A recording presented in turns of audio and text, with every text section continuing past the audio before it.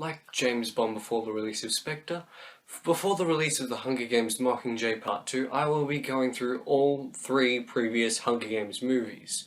For me, they have gotten progressively better, but here is my review for the very first one, The Hunger Games. Welcome, welcome. The time has come to select one courageous young man and woman for the honor of representing District 12 in the 74th Annual Hunger Games.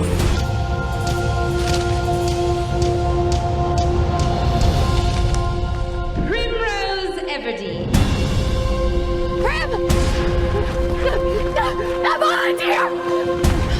I volunteer as tribute!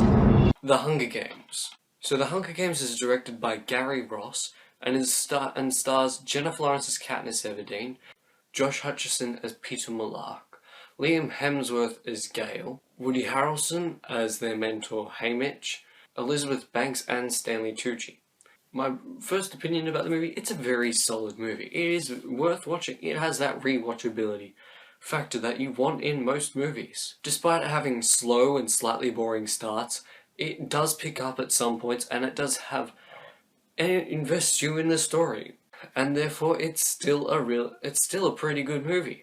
The world building in it is magnificent. You get from the very first few shots that this is not the ideal world, that there are places out there that are more dystopian, and they bring up the fact that there are 12 separate districts, and you're like, alright, this is crap.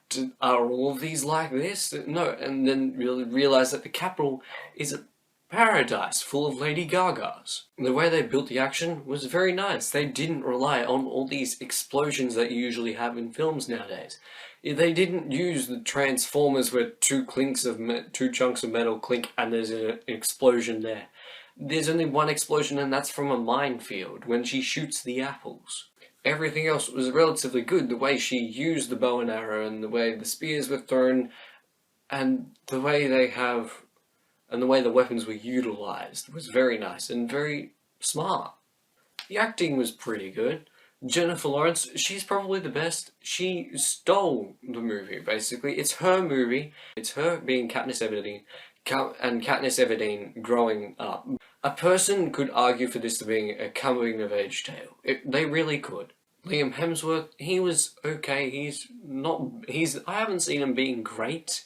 He's just okay in this movie. Josh Hutcherson as Peter, Peter himself, I feel he is a bland and boring character, yet very smart at the same time. He just doesn't seem to have that on-screen presence that Jennifer Lawrence does, or Woody Harrelson, or Elizabeth Banks, or Stanley Tucci. The tone, for the most part, was pretty good. It was dark, it was gritty, it seemed realistic, but then there were those shifts in tone where people would fall from great heights and land without a scratch. There would be instantaneous fireballs, which you wouldn't see where they came from. I know that's the point of it, but it didn't have anywhere to come from.